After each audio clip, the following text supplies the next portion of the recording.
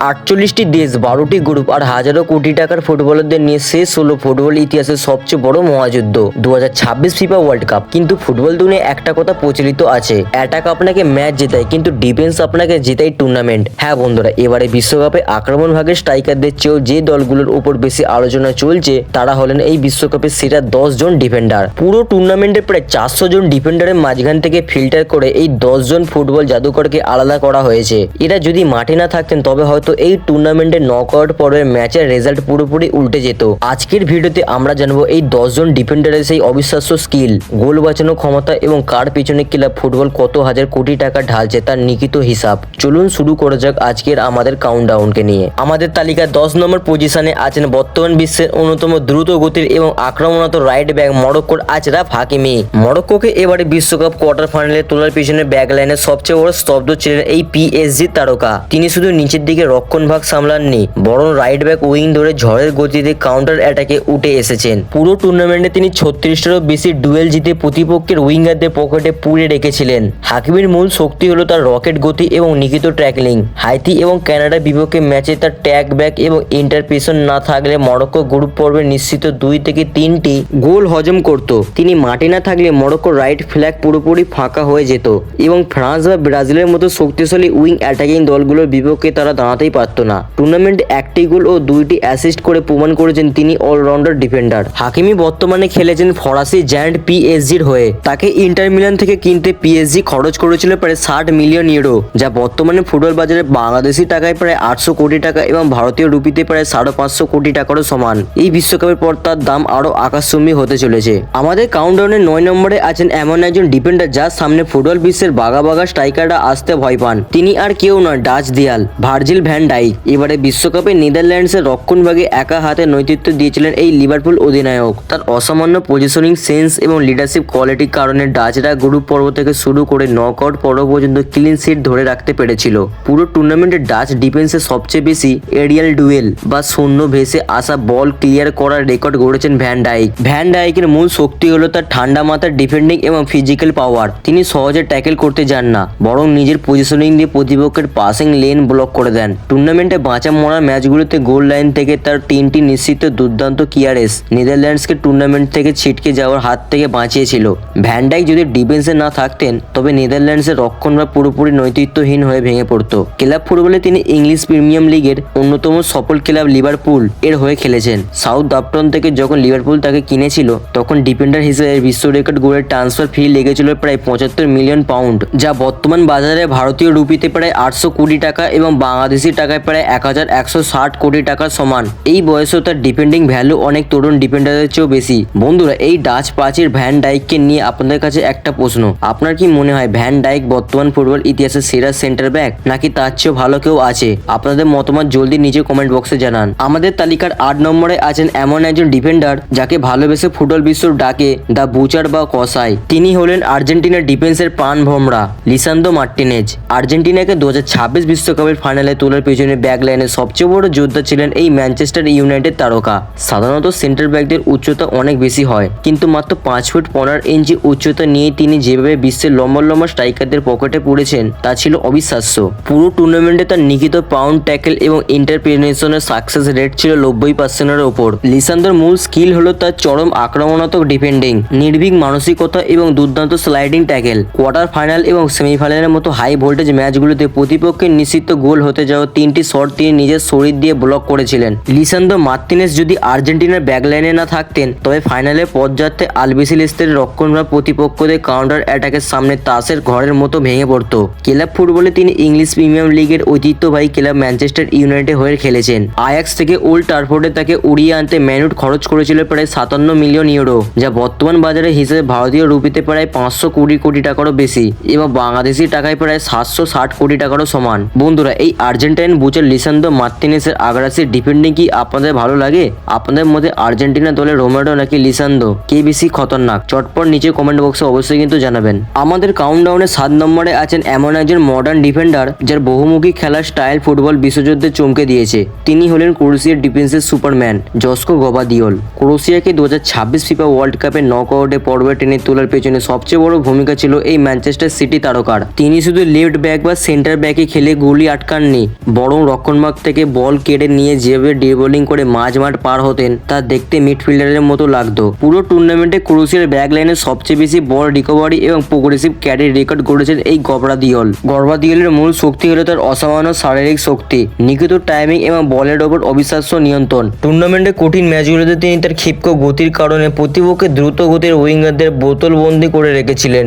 Group পর্ব এবং শেষ 16 ম্যাচে তার 4টে নিশ্চিত গোল লাইন ইন্টারমিশন না থাকলে ক্রোয়েশিয়াকে হয়তো টুর্নামেন্ট থেকে অনেক আগেই বিদায় নিতে হতো। তিনি না থাকলে ক্রোয়েশিয়ার লেফট ফ্ল্যাগ পুরোপুরি দুর্বল হয়ে পড়তো। ক্লাব ফুটবলে তিনি বর্তমান বিশ্বের অন্যতম সেরা ক্লাব পেপ গার্দিওলার ম্যানচেস্টার সিটির হয়ে খেলেছেন। আরবি লাইপজিগ থেকে তাকে ইতিহাদ স্টেডিয়ামে আনতে ম্যান সিটির রেকর্ড ভাঙা 90 মিলিয়ন ইউরো ট্রান্সফার ফি দিয়েছিল, যা বর্তমান বাজার মূল্য ভারতীয় রুপিতে প্রায় 820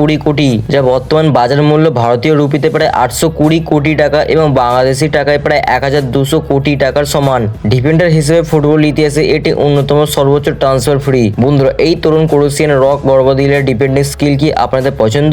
ম্যানচেস্টার সিটির হয়ে প্রিমিয়ার লিগে তার পারফরমেন্স কেমন লাগে তার নিচে কমেন্ট বক্সে কিন্তু অবশ্যই জানাবেন। আমাদের কাউন্টডাউনে ঠিক মাঝখানে অর্থাৎ 6 নম্বরে আছেন পর্তুগিজ ডিফেন্সের আসল সেনাপতি রুবেন দিয়াস। 2026 ফিফা ওয়ার্ল্ড কাপে পর্তুগালের রক্ষণ ভাগে স্থাপ কঠিন দেয়ালে পরিণত করার পিছনে মূল কারিগর ছিলেন এই ম্যানচেস্টার সিটির তারকা। টুর্নামেন্টে পর্তুগালের হয়ে মাঠে নেমে গত 7 জুলাই স্পেনের বিপক্ষে হাই ভোল্টেজ ম্যাচটি সহ পুরো 4টি ম্যাচ রক্ষণ ভাগকে একা হাতে আগলে রেখেছিলেন তিনি।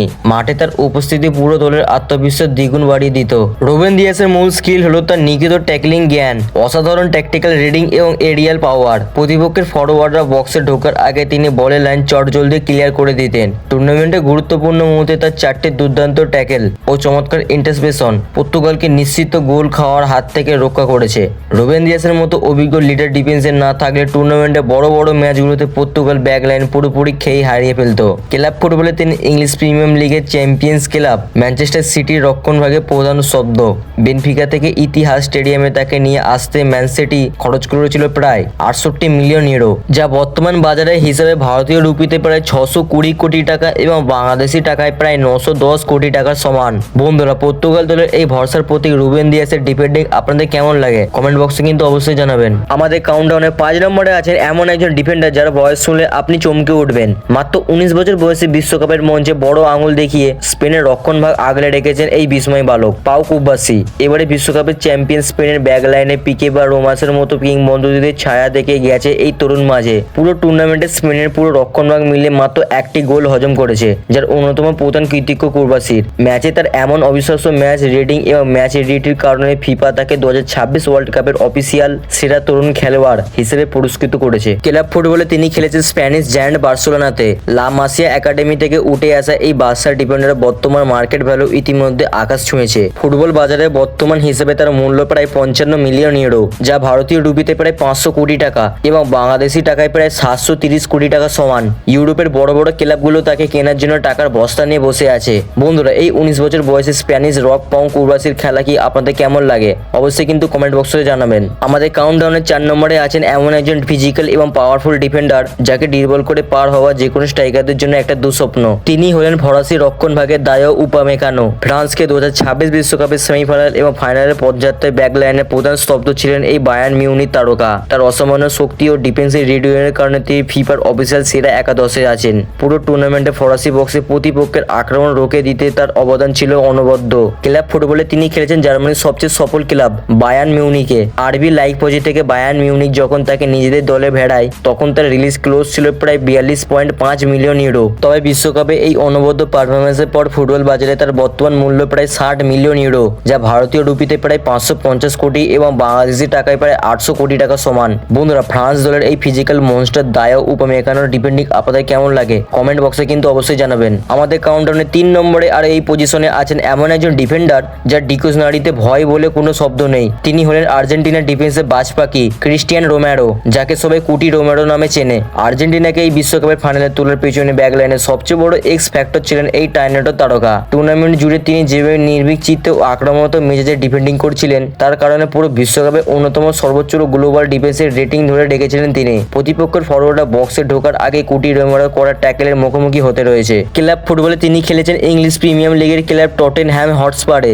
আটলান্টা থেকে স্পন্সররা যখন তাকে পাকাপাকিভাবে কিনে নেন তখন তার ট্রান্সফার ফি লেগেছিল প্রায় 50 মিলিয়ন ইউরো। তবে আন্তর্জাতিক ও বিশ্বকাপের মঞ্চে জেতার এই ধারাবাহিক পারফরমেন্সের পর ফুটবল বাজারে তার বর্তমান মার্কেট ভ্যালু প্রায় 65 মিলিয়ন ইউরো, যা ভারতীয় রুপিতে প্রায় 690 কোটি টাকা এবং বাংলাদেশি টাকায় প্রায় 860 কোটি টাকার সমান। বন্ধুরা, আর্জেন্টিনা ডিফেন্সে ক্রিস্টিয়ানো রোনাল্ডোর এই এগ্রেশন ও কড়া ট্যাকলিং কি আপনাদের ভালো লাগে? কমেন্ট বক্সে কিন্তু অবশ্যই জানাবেন। বন্ধুরা, আমরা চলে এসেছি তালিকার একদম শেষ প্রান্তে। আমাদের কাউন্টডাউনে 2 নম্বরে আছেন এমন একজন ডিফেন্ডার যার ডিফেন্ডিং স্টাইলকে ফুটবল পণ্ডিতরা বলেন আর্ট বা শিল্প।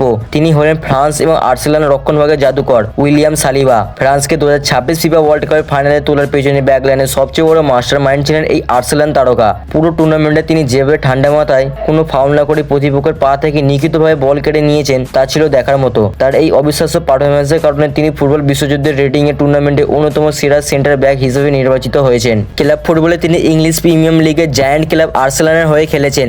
সেন্ট এতিয়েন থেকে গার্নাসার যখন তাকে মাত্র 18 বছর বয়সে কিনেছিলেন তখন তার ট্রান্সফার ফি ছিল প্রায় 27 মিলিয়ন পাউন্ড, কিন্তু বর্তমানে তার পারফরমেন্সের গ্রাফ এতটাই উপরে যে ফুটবল বাজারে তার বর্তমান মার্কেট ভ্যালু প্রায় 80 মিলিয়ন ইউরো, যা ভারতীয় রুপিতে প্রায় 730 কোটি টাকা এবং বাংলাদেশি টাকায় প্রায় 1070 কোটি টাকা সমান। বন্ধুরা, আর্সেনাল ও ফ্রান্সের এই রক্ষণভাগের সেনাপতি উইলিয়াম সালিবার ঠান্ডা মাথার ডিফেন্ডিং আপনাদের কেমন লাগে? কমেন্ট বক্সে কিন্তু অবশ্যই জানাবেন। বন্ধুরা, এবার আমরা চলে এসেছি আমাদের কাউন্টডাউনের একদম শীর্ষে অর্থাৎ নাম্বার 1 পজিশনে। আর এখানে বুক ফুলিয়ে দাঁড়িয়ে আছেন 2026 ফিফা ওয়ার্ল্ড কাপের বিশ্বজয়ী স্প্যানিশ মার্ক কুকুরিয়া। স্পেনকে এবারে বিশ্বকাপে সোনালী টপো জেতানোর পেছনে ব্যাকলাইনের সবচেয়ে বড় মাস্টার মাইন্ড ও গেম চেঞ্জার ছিলেন এই চেলসি তারকা। মাঠে তার ঝাঁকড়া চুল আর অসাধারণ ওয়ার্ক রেট পুরো টুর্নামেন্ট জুড়ে দর্শকদের বিনোদিত করেছে। তার এই অবিশ্বাস্য ধারাবাহিক পারফরমেন্সের কারণে তিনি ফিফার অফিসিয়াল টিম অফ দ্য টুর্নামেন্টে 1 নম্বর লেফট ব্যাক হিসেবে জায়গা করে নিয়েছেন। ক্লাব ফুটবলে তিনি ইংলিশ প্রিমিয়াম লিগের অন্যতম ধনী ক্লাব চেলসির হয়ে খেলেছেন। ব্রাইটন থেকে বুজরা যখন তাকে স্মার্টফোর্ড বিজে উড়িয়ে আনে তখন তার ট্রান্সফার ফি লেগেছিল রেকর্ড ভাঙা প্রায় 62 মিলিয়ন পাউন্ড, যা বর্তমান বাজারে হিসাবে ভারতীয় রুপিতে প্রায় 680 কোটি টাকা এবং বাংলাদেশি টাকায় প্রায় 960 কোটি টাকা সমান। এই বিশ্বকাপের পর চেলসিতে তার ভ্যালু আরো বহুগুণ বেড়ে গেছে।